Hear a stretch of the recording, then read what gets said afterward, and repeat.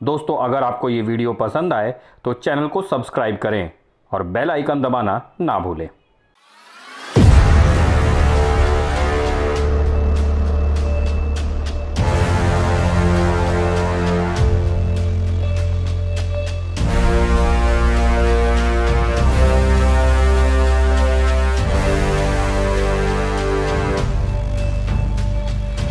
नमस्कार दोस्तों, मैं प्रशांत राय और आप देख रहे हैं युग धर्म। दोस्तों, सुशांत सिंह राजपूत मौत मामला अब एक नया मोड़ ले चुका है।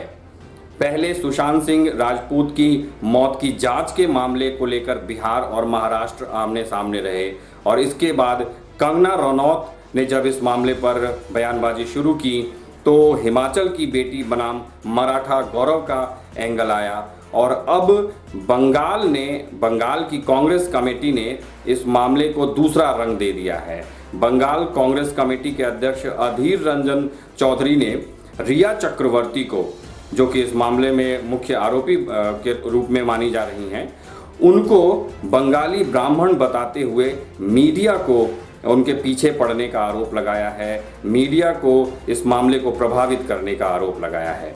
और अधीर रंजन चौधरी के इस बयान के बाद रिया के समर्थन में बंगाल में विरोध प्रदर्शन भी शुरू हो गए हैं।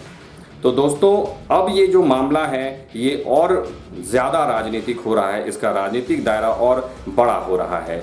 और चूँकि अगले साल बंगाल में भी चुनाव होने हैं विधानसभा के, तो बंगाल कांग्रेस उसे इस रूप में पेश कर रही है कि बंगाल की बेटी को जो लोग विरोध कर रहे हैं, जो उसे फंसाने की कोशिश कर रहे हैं, उनका बीजेपी समर्थन कर रही है।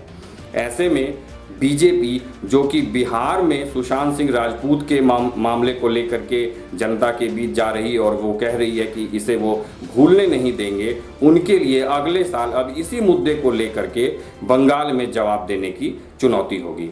तो दोस्तों, ये एक अजीब सी स्थिति बन गई है कि बिहार का बेटा, मराठा गौरव, हिमाचल की बेटी और अब बंगाली ब्राह्मण, 4 राज्य इस मामले को अलग एंगल से देख रहे हैं। और सबसे हैरानी की बात है कि इसमें एक के लिए जो आरोपी है वही दूसरे के लिए वह पीड़ित है।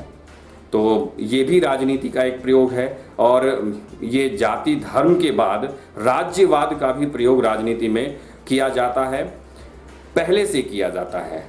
ये कोई नया नहीं है। मैं आपको बता देना चाहता हूँ कि इसकी नींव उस समय पड़ गई थी जब देश का जो राज्यों का पुनर्गठन हुआ था आज़ादी के बाद, वो भाषाई आधार पर हुआ था।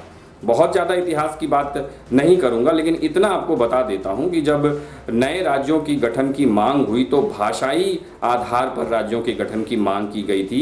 एक पुनर्गठन आयोग का गठन किया गया था। उसने जब अपनी रिपोर्ट दी थी तो उस समय दोनों बातें आयोग ने रखी थी। भाषाई आधार पर राज्य के गठन से क्या फ़ायदे हैं, लेकिन दूरगामी नुकसान क्या हैं, इसके बारे में भी आयोग ने इशारा कर दिया था। और आपको ये भी बता दूं कि जो तत्कालीन प्रधानमंत्री थे पंडित जवाहरलाल नेहरू, वो इसके पक्ष में नहीं थे, वो भाषाई आधार पर राज्यों के गठन के पक्ष में नहीं थे।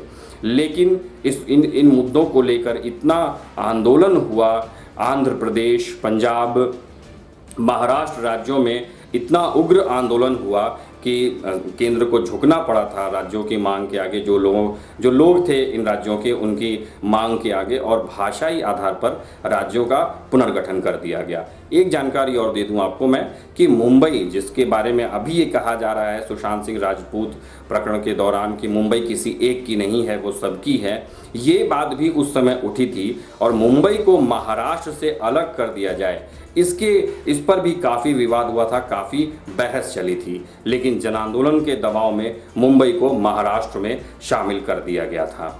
तो ये जो अभी नज़र आ रहा है राज्यों के बीच की लड़ाई, या राज्यों के बीच की लड़ाई जिसे बनाया जा रहा है, राजनीति में ये प्रयोग नया नहीं है, ये पहले भी होता रहा है।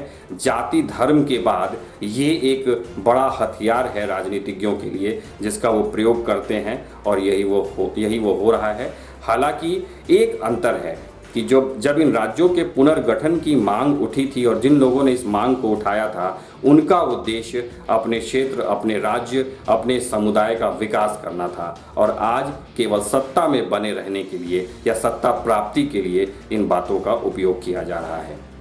तो बस दोस्तों, आज के लिए बस इतना ही मुझे अपनी बात आपके सामने रखनी थी। फिर मिलते हैं कुछ नई जानकारियों के साथ। नमस्कार।